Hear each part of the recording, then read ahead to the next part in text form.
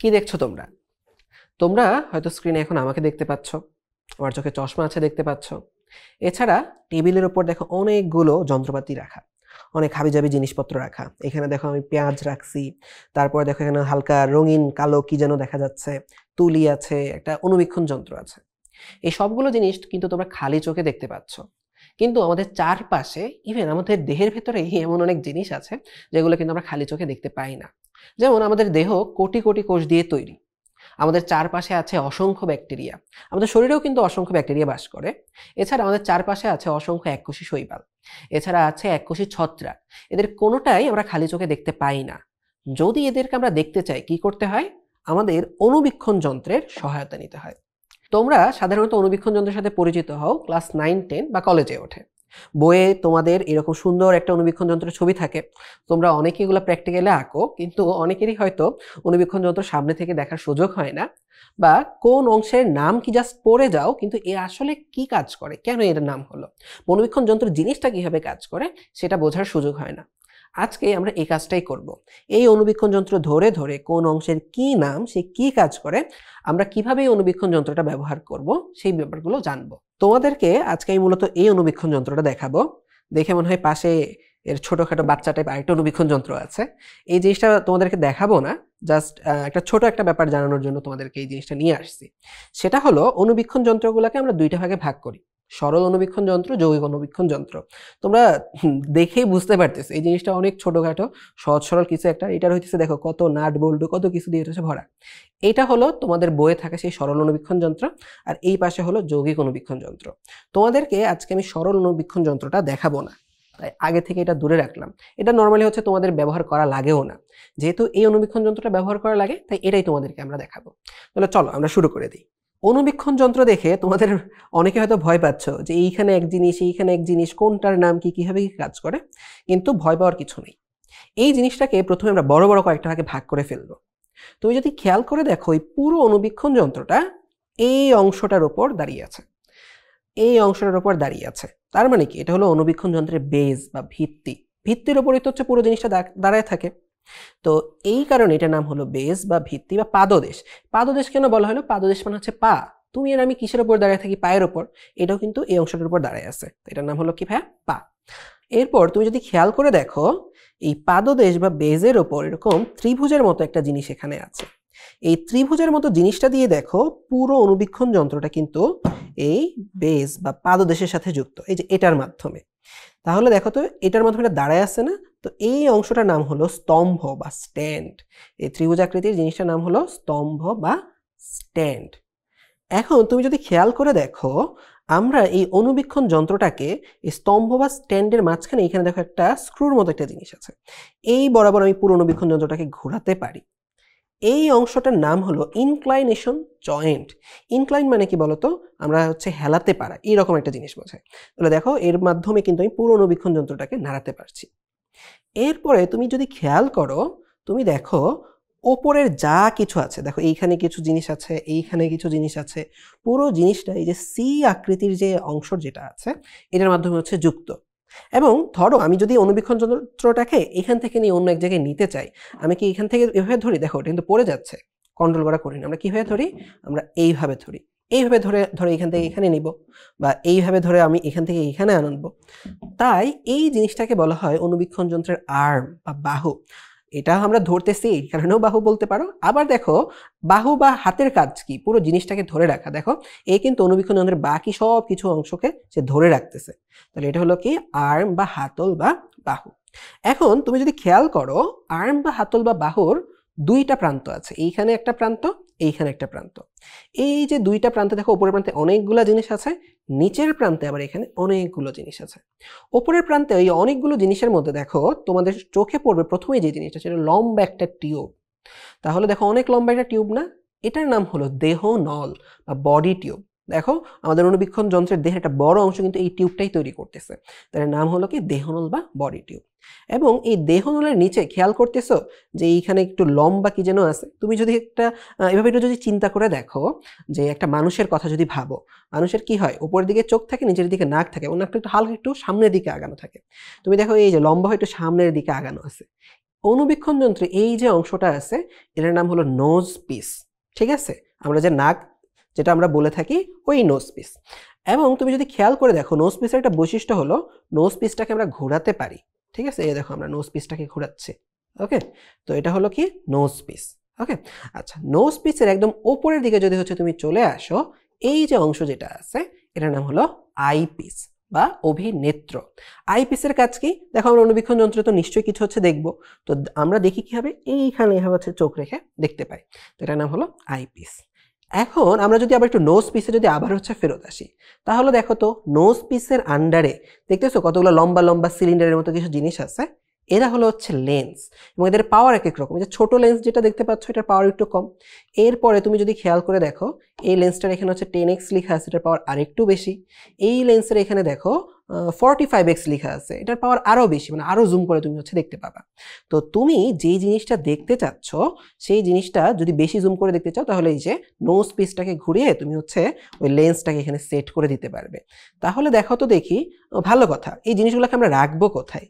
এই জিনিসগুলা যে জিনিসটা ধরো আমি দেখতে চাই, ধরো আমরা কোনো একটা কিছু থেকে কোষ দেখতে চাই, ধরো এখান থেকে আমরা পেঁয়াজ আজকে নিয়ে আসছি, পেঁয়াজের কোষই দেখবো। তাহলে এখানে আমরা পেঁয়াজের একটা টুকরা নিব, টুকরা নিয়ে এই স্লাইডে কাচের যে অংশ যেটা দেখতে পাচ্ছ সেটা হচ্ছে স্লাইড, স্লাইডের উপর রাখবো। স্লাইডের উপরে রেখে আমরা এখানে হচ্ছে রাখি, যদি আমি এখনো প্রপারলি রাখতেছি না, আমি তোমাদেরকে দেখাবো এরপরে কিভাবে রাখতে হয়। রেখে তারপরে কি করা হয়, আমরা এইভাবে হচ্ছে দেখতে পাই। তাহলে দেখো তো যে জিনিসটা তুমি দেখতে চাচ্ছ এই জিনিসটা থেকে লক্ষ্য করে কে আছে, লক্ষ্য করে এই লেন্সটা আছে না? আবার ধরো আমি যদি এটাকে আবার ঘুরাইয়া দিই তাহলে কি হয়েছে বলো তো, এই লেন্সটা তখন কিন্তু তুমি যে জিনিসটা দেখতে চাচ্ছ তার দিকে লক্ষ্য করে আছে। তাই এদেরকে বলা হচ্ছে অভিলক্ষ্য। তাহলে দুইটা জিনিস মাথায় রাখবা, এটার নাম হচ্ছে কি অভিনেত্র বা আই পিস। নেত্র মানে কি? নেত্র মানে হচ্ছে চোখ, তুমি চোখ দিয়ে দেখছো। আর এটা হচ্ছে কি অভিলক্ষ্য বা অবজেক্টিভ। অবজেক্টিভ মানে কি হচ্ছে উদ্দেশ্য, যে তুমি দেখা তোমার উদ্দেশ্য, তো এটার নাম হচ্ছে অভিলক্ষ্য বা অবজেক্টিভ। তাহলে এখান থেকে আমাদের body tube, eye piece, nose piece, objective এই অংশগুলো দেখা হয়ে গেল। তার মানে দেখো আমরা কোথায় ছিলাম বলতো, আমরা কিন্তু ছিলাম আর্ম বা বাহুতে। আর্ম বা বাহুর ওপরের অংশে জিনিসগুলো ছিল, ওপরের অংশের জিনিসগুলো দেখা শেষ। আমরা এখন চলো একটু নিচের দিকে চলে আসি। নিচের দিকে আসলে তুমি দেখো লম্বা একটা চার কোনা জিনিস দেখতে পাচ্ছ, ঠিক আছে? লম্বা একটা চার কোনা জিনিস দেখতে পাচ্ছ। এই জিনিসটার নাম হলো স্টেজ বা মঞ্চ। মঞ্চে গিয়ে মানুষ কি করে বলো তো দেখি? মঞ্চে গিয়ে হচ্ছে দেখা যায় মানুষজন কথা বলে, ঠিক আছে? তারপরে কি করে, কোনো উপস্থাপনা করে, অনেক কাজ করে। মানে সব কিছু ফোকাস তখন কোথায় থাকে? মঞ্চের দিকে হচ্ছে থাকে। তো তুমি যে জিনিসটা হচ্ছে দেখতে চাচ্ছ, যে স্লাইডটা বলছিলাম আমরা কোথায় রাখবো বলো তো দেখি? আমাকে কিন্তু হচ্ছে এই জায়গাতে রাখতে হয়। তাই এই জিনিসটার নাম হচ্ছে কি বলতো, মঞ্চ বা স্টেজ, ঠিক আছে? এবং তুমি যদি দেখো স্লাইডটাকে, দেখো আমি যেভাবে রাখলাম স্লাইডটা কিন্তু নড়ে চলে যাইতে পারে, এর জন্য এখানে দেখো একটা ক্লিপের মতো একটা ব্যবস্থা থাকে, যে এখানে রেখে আমি যখন এই ক্লিপটাকে ছেড়ে দিব সে সুন্দর করে স্লাইডটাকে এভাবে আমাদের রেখে দিল, ওকে? আচ্ছা, আপাতত এতটুকুই জানো, এটার নাম হচ্ছে মঞ্চ। এখন কথা হলো, আমরা গুরুত্বপূর্ণ অনেক পয়েন্টই দেখছি, একটা গুরুত্বপূর্ণ পয়েন্ট তোমাদেরকে জানা লাগবে। সেটা হলো, আমরা যদি কোনো কিছু দেখতে চাই আমাদের কি দরকার পড়ে? দরকার পড়ে আলো। তাহলে আমরা যদি এখানে মাইক্রোস্কোপের মধ্যেও দেখতে চাই আমাদের কি দরকার পড়বে? আলো দরকার পড়বে। আলো আসবে কোত্থেকে? মাইক্রোস্কোপে কিন্তু অবশ্যই আলোর উৎস লাগে। যেগুলা খুবই আধুনিক মাইক্রোস্কোপ হয় ওইগুলোর নিচে একটা লাইট থাকে, এগুলোর সাথে তোমার একটা ইলেকট্রিসিটির কানেকশন দেওয়া লাগে। তো ইলেকট্রিসিটির কানেকশন থাকলে তুমি লাইটের সুইচ অন করে লাইটটাকে জ্বালিয়ে দিতে পারো, তখন নিচের দিক থেকে আলো এদিক দিয়ে হচ্ছে ঢুকে, এবং তুমি যখন এই জায়গাতে যে স্যাম্পলটা রাখতেছো ওটার মধ্যে আলো আসলে তখন আমরা এই লেন্স দিয়ে ওইটার ছবি তুমি তখন এই দিক দিয়ে হচ্ছে দেখতে পাও। কিন্তু এই যে হচ্ছে অনুবীক্ষণ যন্ত্র যেটা আছে, এবং এই অনুবীক্ষণ যন্ত্র তোমরা তোমাদের কলেজে পাবা বা স্কুলে পাবা, ইভেন আমার কলেজ স্কুলেও আমি এই অনুবীক্ষণ যন্ত্রটা দেখছি। এটার সাথে দেখো, দেখায় দিই, এটার সাথে কিন্তু হচ্ছে কোনো কারেন্ট বা ইলেকট্রিসিটির কোনো কানেকশন নেই, ইভেন এটার সাথে কোনো ব্যাটারিও নেই। তাহলে আমরা কিভাবে দেখবো? আমরা দেখবো হচ্ছে এই যে এই দর্পণ বা এই আয়নাটা ব্যবহার করে। এই দর্পণ বা আয়নার বিশেষত্ব হলো এটাকে তুমি দুইটা অক্ষে ঘোরাতে পারো। এই যে দেখো, একটা অক্ষে আমরা ঘোরাচ্ছি, আবার দেখো আমরা আরেকটা অক্ষে ঘোরাচ্ছি। এর ফলে ধরো আমাদের যেটা করতে হয়, আমাদের রুমের যেই দিক থেকে হচ্ছে লাইট আসছে, ধরো রুমের এই দিক থেকে লাইট আসতেছে, তখন আমরা কি করব? একদম হচ্ছে লাইটের ওইদিকে মাইক্রোস্কোপটাকে মুখ করে রাখবো। তারপরে তুমি এইদিকে হচ্ছে চোখ আইপিসে হচ্ছে চোখটা রাখবে, তারপর হচ্ছে আয়নাকে এইদিকে বিভিন্নভাবে ঘুরায় দেখবে যে কোন বরাবর আয়নাটাকে রাখলে ওই দিক থেকে লাইট এসে এখানে রিফ্লেক্ট হয়ে তোমার এই দিক দিয়ে হচ্ছে ঢুকে তোমার ছবিটা এই দিক দিয়ে হচ্ছে নিয়ে আসবে। তুমি এবার কয়েকবার ঘোরালেই বুঝতে পারবা, ঠিক আছে? তো এইভাবে হচ্ছে আমরা বাইরের যে কোনো আলোর উৎস থেকে এই আয়নাটাকে ব্যবহার করে আলো নিয়ে আসি। তাহলে আমাদের এখান থেকে আলোর উৎস হয়ে গেল। এখন তোমাদের হয়তো মাথায় এই ব্যাপারটা আসতে পারে যে অনেকেই খেয়াল করে দেখবা ছবি যখন তোলা হয় বা যখন ছবি এডিট করে ব্রাইটনেস একদম বাড়ায় দেয়, ব্রাইটনেস বাড়াইলে মনে হয় ছবিটা অনেক সুন্দর হয়ে যায়। ব্যাপারটা কিন্তু এরকম না। সবসময় ব্রাইটনেস বাড়াইলে যে ছবি সুন্দর হয়ে যায় এরকম না। ঠিক তেমনিভাবে আমি ধরো বাইরের দিক থেকে এখানে আলো নিয়ে আসলাম, প্রচুর আলো আসলো, প্রচুর আলো আসলেই বেশি আলো আসলেই যে হচ্ছে আমি খুব ভালোভাবে জিনিসটা দেখতে পাবো এরকম না। অনেক সময় দেখা যায় আলো অনেক বেশি, তোমার কি করা লাগে, আলো কি পরিমাণ আলো আসছে যাচ্ছে এটা কন্ট্রোল করতে হয়। কন্ট্রোল করার জন্য নিচের এই অংশগুলো থাকে, নিচের এই যে জিনিসটা আছে এই জিনিসটার নাম হলো ডায়াফ্রাম, ঠিক আছে? তোমরা যদি হচ্ছে এখানে খেয়াল করে দেখো ডায়াফ্রামের এই অংশটা, এই যে দেখো ছিদ্রটা বড় করা যায়, আবার ছিদ্রটা এখানে ছোট করা যায়। তো আমরা এইভাবে কি করতে পারি, আমরা ডায়াফ্রামের মধ্য দিয়ে আলো কতটুকু আমার উপরে আসবে বা আমার কতটুকু দরকার সেই পরিমাণটা কন্ট্রোল করতে পারি। এছাড়া উপরের এই অংশটার নাম হলো কন্ডেন্সার। এই কন্ডেন্সারও আলোর নিয়ন্ত্রণে ভূমিকা রাখে। তাহলে দেখো আমরা কিন্তু অনেকগুলো গুরুত্বপূর্ণ জিনিস শিখে ফেলছি। তাহলে আমি আবার একটু সামারাইজ করি আমরা কি কি পড়লাম। আমরা নিচে থেকে পড়ে আসছি পাদদেশ বা বেস, এরপরে কি পড়লাম স্তম্ভ বা স্ট্যান্ড, এরপরে কি বললাম আর্ম পড়লাম, আর্মের ওপরের দিকে আমরা কি পাইলাম বডি টিউব পাইছি, এখানে আমরা কি পাইলাম মঞ্চ। ওকে, আচ্ছা বডি টিউবের উপরে হচ্ছে আমরা কি পাইছি আইপিস, নোজ পিস, তারপর এখানে আমরা অনেকগুলো লেন্স পাইছি যাদেরকে বলা হচ্ছে অভিলক্ষ্য। এরপরে আমরা এখানে কি পড়লাম, এখানে আমরা মঞ্চ বা স্টেজ পড়লাম, মঞ্চ বা স্টেজের নিচে এসে আমরা হচ্ছে আলোর উৎস হিসেবে আয়না পড়লাম, আর এখানে ডায়াফ্রাম আর কন্ডেন্সার পড়লাম। আচ্ছা এখন খুবই গুরুত্বপূর্ণ একটা জিনিস, যে জিনিসগুলো যদি তুমি না জানো, এই বাকি জিনিস জানলে তুমি দেখতে পারবে না মাইক্রোস্কোপে কোনো জিনিসপত্র, সেটা হচ্ছে দুইটা স্ক্রু, খুবই গুরুত্বপূর্ণ দুইটা স্ক্রু। এই যে এটা হলো একটা স্ক্রু, আর এখানে আছে হচ্ছে আরেকটা স্ক্রু। এই স্ক্রু দুইটার হচ্ছে কাজ কি, তোমরা অনেক সময় খেয়াল করে দেখবে ডিএসএলআর ক্যামেরা দিয়ে যখন ছবি তোলা হয় তখন যিনি ছবি তুলছেন তিনি সামনের লেন্সটাকে এইভাবে এইভাবে ঘোরায় টোড়ায় ওই ছবিটার দিকে হচ্ছে ফোকাস করার চেষ্টা করেন। ঠিক তেমনিভাবে ধরো আমি এখানে একটু পেঁয়াজ নিলাম, নিয়ে এই স্লাইডটা হচ্ছে এখানে রাখলাম, রেখে দেখার চেষ্টা করলাম, আমি কিন্তু শুরুতেই ভালো করে দেখতে পাবো না। আমাকে যেটা করা লাগবে, দেখো আমার লেন্স কোনগুলো, আমার লেন্স হচ্ছে এইটা, তো আমাকে কি করতে হবে লেন্সগুলোকে একটু উপরে বা নিচে নামায় দেখতে হয় কোন জায়গাতে রাখলে সবচেয়ে ভালো ফোকাসে আমরা ছবিটা ভালো করে দেখতে পাই। এবং এই যে হচ্ছে উপরে নিচে করার জন্য আমাদের এখানে দুইটা স্ক্রুও থাকে। এই যে স্ক্রুটা দেখো তো, এই স্ক্রুটা আমি যদি ঘুরাই অনেক উপরে চলে আসতেছে না, এদিকে ঘুরাইলে অনেক নিচে চলে যায় না, যখন এইভাবে দিচ্ছি দেখো এটা কিন্তু হচ্ছে অনেক নিচে চলে যাচ্ছে, এবং স্ক্রুটাও দেখো কিন্তু সাইজ হচ্ছে বড়, ঠিক আছে? এই বড় স্ক্রুটার নাম হলো স্থূল সন্নিবেশক স্ক্রু বা কোর্স অ্যাডজাস্টমেন্ট স্ক্রু। এটা ঘোরালে দেখো তোমার এই পুরো অংশটা খুব দ্রুত উপরে ওঠানামা করে। এটা একটা সুবিধাও আছে, একটা অসুবিধাও আছে। সুবিধা হলো ধরো একদম উপর থেকে যখন তুমি নামতে চাচ্ছো, আস্তে আস্তে আস্তে আস্তে নামতে অনেক সময় লাগতো তোমার ফোকাস করতে, এটা খুব দ্রুত তুমি উপরে ওঠানামা করতে পারতেছো। তবে এটা একটা অসুবিধা আছে, অসুবিধা হইতেছে যখন ফোকাসের একদম কাছাকাছি চলে আসে তখন যদি তুমি একটু বেশি ঘুরে ফেলো তখন কি হয় জানো, তখন হচ্ছে দেখা যায় ছবিটা ঠিকঠাক মতো ফোকাস হয় না। তাই ছবিটাকে একদম ভালো করে ফোকাস করার জন্য আমাদের এই যে এখানে যে ফাইন অ্যাডজাস্টমেন্ট যে স্ক্রুটা আছে সেটাকে ইউজ করা লাগে। এটা যদি ঘোরানো হয় দেখো আপাত দৃষ্টিতে কিন্তু তোমার মনে হইতেছে যে এই অংশটা উপরে উঠতেছে না নিচেও নামতেছে না, কিন্তু আমি যখন এটাকে ঘোরাচ্ছি এটা খুব অল্প অল্প অল্প অল্প করে হচ্ছে নিচে নামতেছে, যখন এটাকে ঘুরে দিচ্ছি খুব অল্প অল্প অল্প অল্প করে উপরে ওঠে। তাই ফোকাস করার একদম শেষ মুহূর্তে এসে আমাদেরকে এই ফাইন অ্যাডজাস্টমেন্ট স্ক্রু বা সূক্ষ্ম সন্নিবেশক স্ক্রুটাকে ব্যবহার করতে হয়। তো যদি বলে থাকি মোটামুটি এই যে যৌগিক অণুবীক্ষণ যন্ত্রে যা যা ছিল সব তোমাদেরকে হচ্ছে আমরা দেখায় ফেলছি। চলো আমরা একটু স্লাইড থেকে দেখে নিই আমরা এতক্ষণ ধরে কি কি পড়ছিলাম। শুরুতে আমরা পড়লাম বেস, এর উপরে কি ছিল স্ট্যান্ড ছিল, এর উপরে হাতল বা বাহু ছিল, হাতল বা বাহুর নিচে ছিল একটা মঞ্চ বা স্টেজ, এর উপরে ছিল দেহনল বা বডি টিউব, বডি টিউবের নিচের দিকে ছিল নোজ পিস, নোজ পিসের নিচে কি ছিল তিনটা লেন্স ছিল যাকে আমরা কি বলছিলাম অভিলক্ষ্য বা অবজেক্টিভ, এবং দেহনলের উপরে ছিল অভিনেত্র বা আইপিস, এবং এখানে আমরা আলোর উৎস হিসেবে দর্পণ বা আয়না পেয়েছিলাম। এরপরে ওই আলোটাকে হচ্ছে আমাদের কন্ট্রোল করার জন্য আমরা এখানে পেয়েছিলাম ডায়াফ্রাম এবং কন্ডেন্সার। এছাড়া আমাদের এই ফোকাস করার জন্য স্থূল সন্নিবেশক স্ক্রু এবং সূক্ষ্ম সন্নিবেশক স্ক্রু ব্যবহার করা লাগছিল। এবং এছাড়া আমাদের এই পুরো অণুবীক্ষণ যন্ত্রটাকে আমরা কতটুকু কাত করে রাখবো না সোজা করে রাখবো এর জন্য ছিল কি ইনক্লাইনেশন জয়েন্ট। তো এই ছিল মোটামুটি পার্টস। এখন শুধু পার্টস জানলে তো হবে না, আমাদের কি করতে হবে, কিভাবে ব্যবহার করতে হয় সেই জিনিসটাও দেখতে হবে। আজকে আমরা পেঁয়াজের কোষ দেখব। তাহলে পেঁয়াজের কোষ দেখার জন্য আমাদের কি লাগবে? অবশ্যই পেঁয়াজ লাগবে। এখানে আমরা একটা ওয়াচ গ্লাসে অল্প পানি রাখছি। এছাড়া এখানে কি আছে? এখানে আছে স্যাফ্রনিন, লাল কালার একটা। এখানে আছে তুলি, এখানে আছে স্লাইড, এখানে আছে কভার স্লিপ, আর অবশ্যই আমাদের কি লাগবে? অণুবীক্ষণ যন্ত্র লাগবে। তাহলে প্রথমে আমরা যে কাজটা করব, এখান থেকে অল্প পরিমাণ স্যাফ্রনিন ড্রপারে নিয়ে আমরা এই পানিতে দিয়ে দিব।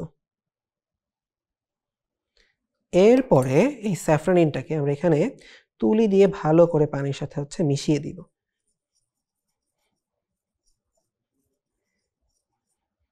আমরা এখানে চাইলে আরো এক ফোঁটা দিতে পারি।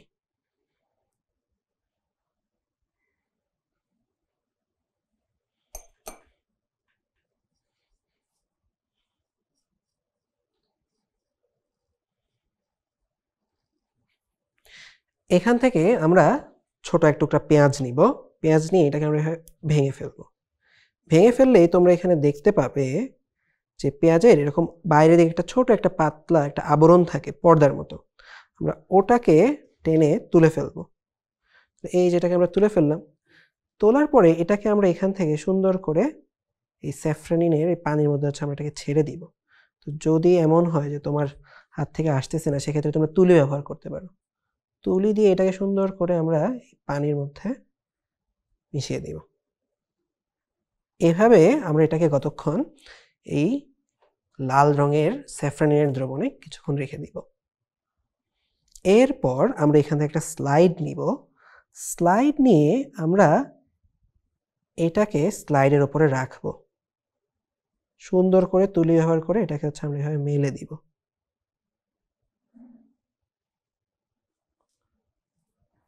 তারপরে আমরা এটাকে এখানে অল্প একটু কিছুক্ষণের জন্য রেখে এখান থেকে আমরা একটা কভার স্লিপ নিব।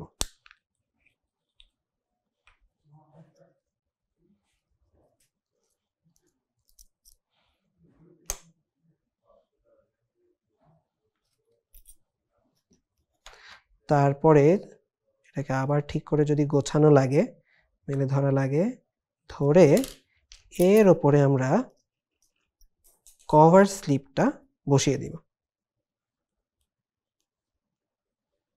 তাহলে আমাদের এখানে কভার স্লিপটা বসানোর পরে মোটামুটি এখানে আমাদের স্লাইডটা রেডি হয়ে গেল। এখন আমাদের কাজ কি? এখন আমাদের কাজ অণুবীক্ষণ যন্ত্রে ফেরত আসা। অণুবীক্ষণ যন্ত্রে এসে প্রথমে আমাদের সুবিধা মতো এবং অণুবীক্ষণ যন্ত্রটাকে যদি হেলানো দরকার পড়ে একটু হেলিয়ে নিব, তোমার দেখতে যেভাবে সুবিধা হয়। তারপরে নিচে এই আলোর উৎসটাকে মানে আয়নাটাকে আমরা এমনভাবে ঘোরাবো যেন আশেপাশে থেকে আলোটা রিফ্লেক্ট করে এদিকে আমাদের অণুবীক্ষণ যন্ত্রের দিকে চলে আসে। তো ভালো হয় যেদিকে লাইট আছে, যদি তোমার এইদিকে লাইট থাকে তুমি অণুবীক্ষণ যন্ত্রটাকে এইদিকে ঘুরিয়ে নিবা, এইদিকে থাকলে এইদিকে। তো আমার এই ক্ষেত্রে এইদিকে লাইট আছে, তো আমরা এটাকে এইদিকে ঘুরিয়ে নিলাম। ঘুরিয়ে নেওয়ার পর দেখো আমি বিভিন্ন অক্ষ বরাবর এই আয়নাটাকে হচ্ছে ঘোরাচ্ছি। হ্যাঁ, এখন আমার এখানে হচ্ছে সবচেয়ে বেশি লাইট আমি পাচ্ছি, তাই আমি এখন এটাকে এই অবস্থায় রেখে দিব। তারপরে এখন আমি আমার স্লাইডে চলে আসব। স্লাইডে চলে এসে এই যে একটু আগে একটা স্লাইড তোমাদেরকে দেখাচ্ছিলাম, এটা আমি সরাই নিই। স্লাইডে চলে এসে এবং এটাকে একটু উপরে আমরা নিয়ে আসবো, না হলে দেখা যাবে স্লাইডের সাথে হচ্ছে লেখে হয়তো ভেঙে যেতে পারে। তো আমরা এখন এই মঞ্চ বা স্টেজের উপর স্লাইডটাকে রাখবো। তো ক্লিপ দিয়ে স্লাইডটাকে আটকে দিলাম। এখন আমরা যেটা করব সেটা হলো ফোকাস করার চেষ্টা করব। ভালো কথা, তোমাদের বইয়ে দুইটা স্ক্রুয়ের কথা বলা থাকে না। সেই দুইটা স্ক্রুয়ের হলো যে এই দুইটা, এখানে দেখো একটা স্ক্রু আছে, নিচে এটা আরেকটা স্ক্রু। এই দুইটা স্ক্রুয়ের কাজ কি একটু দেখো তো দেখি। এই স্ক্রুটা দিলে এই যে তোমার স্লাইডটা, এটা দেখো সামনে পেছনে করা যায়। ওকে, তো তুমি ধরো হচ্ছে যখন স্লাইডটা রাখছো ওটা ছিল এই জায়গায়, তুমি তো দেখতে পাবা না, আমাদেরকে আরেকটু পেছানো লাগবে, ওই যে হচ্ছে লাইট সোর্সটা দিক দিয়ে আসবে, যে মাঝখানের জায়গাটাতে আমাকে এটা আনতে হবে। তো এটাকে আমার সামনে পেছনে করা লাগতে পারে, অথবা এমন হতে পারে স্লাইডটা হয়তো এই দিকে ছিল, দেখো এখন কি হয়েছে, এই যে এই দিক দিয়ে হচ্ছে আলো আসবে, আর আমার স্লাইড আছে এইদিকে, আমার স্যাম্পল আছে এইদিকে, তাহলে এটাকে আমাকে একটু ওই দিকে নেওয়া লাগবে। তো এর জন্য আমরা এখন কি করব, এটাকে ঘুরে ঘুরে ঘুরে ঘুরে এইদিকে নিয়ে আসলাম, মানে যে ছিদ্রটা এদিকে আলো আসবে ওই বরাবর যেন এই স্যাম্পলটা থাকে, থাকলো, খুবই ভালো। এখন আমরা যেটা করব, এই যে আমাদের আমাদের এই স্থূল সন্নিবেশক স্ক্রু আর সূক্ষ্ম সন্নিবেশক স্ক্রু ব্যবহার করে ফোকাস করব। দেখো আমি যখন এটা দেখাচ্ছিলাম তখন তো আলোর উৎসটা চলে গেছে, তো আমরা আবার একটু চেষ্টা করব যেন আলোর উৎসটা আমরা আবার আয়না দিয়ে ঘুরে এদিকে ফোকাস করে নিই। তো এই তো হচ্ছে আমরা এদিকে হচ্ছে পেয়ে গেছি। এখন প্রথমে আমরা কি করবো বলো তো দেখি। প্রথমে আমরা এখানে দেখো, এখানে কিন্তু অনেকগুলো লেন্স আছে। তোমাদের আমি জানি সবারই উৎসাহ থাকে বেশি, সে একদম ছোট ছোট জিনিসগুলো একদম ভালো করে দেখবো, সবচেয়ে পাওয়ারফুল যেটা। তো নিয়ম এটা না, তুমি হচ্ছে এখানে দেখা সবচেয়ে পাওয়ারফুল কোনটা, 45। আমরা 45 দিয়ে শুরু করবো না, সবচেয়ে ভালো হয় তুমি যদি 5 দিয়ে শুরু করো, যেটার পাওয়ার সবচেয়ে কম। এরপর যদি তুমি 10x এ যাও, এরপর যদি তুমি হচ্ছে 45x এ যাও, যদি দরকার পড়ে তাহলে আমরা 45x এ যাবো। তো আমরা যেটা করতে পারি, ধরো হচ্ছে 5x তোমাদেরকে আজকে নাই দেখাই, তোমাদেরকে 10xটা দেখাই। তো 10xটা হচ্ছে আমরা এখানে নিব, নিয়ে তারপরে এখান থেকে আমরা এই স্থূল সন্নিবেশক স্ক্রু দিয়ে আস্তে আস্তে নিচে নেমে ফোকাস করার চেষ্টা করব, করতেছি। এই যে দেখো ফোকাস হয়ে বোধহয় একটু নিচে চলে গেছে, এই জিনিসটাই তোমাদেরকে হচ্ছে আমি বলতেছিলাম। দেখবো হচ্ছে ফোকাস হয়ে একদম নিচে চলে গেছে, তখন দেখা যাবে উপরে আনতে যাবা, তবে আবার উপরে উঠে যাচ্ছে, ভালো মতো ফোকাস হচ্ছে না, তখন আমাদের কার হেল্প নিতে হয়, এই সূক্ষ্ম সন্নিবেশক স্ক্রুয়ের। তো আমি একদম হচ্ছে পুরোপুরি ফোকাস করার জন্য অল্প অল্প করে সূক্ষ্ম সন্নিবেশক স্ক্রুটাকে আমি হচ্ছে ঘোরাচ্ছি, এবং এই যে দেখো এখানে কিন্তু এটা ফোকাস হয়ে যাচ্ছে, এবং তোমরা কিন্তু খেয়াল করতেছো আমরা কিন্তু অনেক সুন্দর সুন্দর পেঁয়াজের কোষ দেখতে পাচ্ছি। তো এই ছিল হচ্ছে আমাদের আজকের অণুবীক্ষণ যন্ত্রের অংশ এবং এর ব্যবহার। আশা করি তোমরা সবাই খুব ভালো করে অণুবীক্ষণ যন্ত্রের অংশগুলো চিনতে পারছো, এবং আগে হয়তো অনেকে এই অংশগুলো পরীক্ষার জন্য মুখস্থ করে রাখতে, এখন মুখস্থ করা ছাড়াই তোমরা বলতে পারবে কোন অংশের কাজ কি এবং কিভাবে একটা অণুবীক্ষণ যন্ত্র ব্যবহার করতে হয়। আবার দেখা হবে হয়তো তোমাদের সাথে। ভালো থেকো সবাই। আল্লাহ হাফেজ।